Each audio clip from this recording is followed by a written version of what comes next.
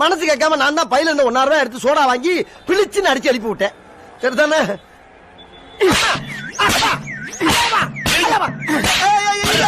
எதுக்கு அடிக்கிறீங்க? இறக்கப்படத்தானே எழுப்பி விட்டேன். இறக்கப்பட்டியா?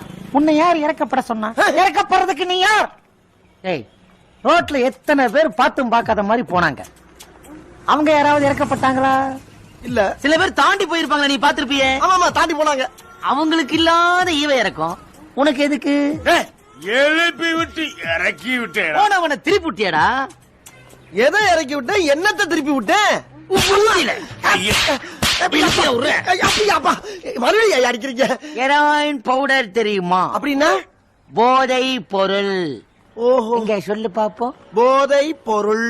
சொக்கா சொல்றியா நீ? இத்தினூண்டு 5000 ரூபாய். அத வாங்கி நடு நாக்குல நக்கிட்டு போதையில கிரக விட்டு கிரகத்தாவும் போது கேவலம் 1 ரூபாய்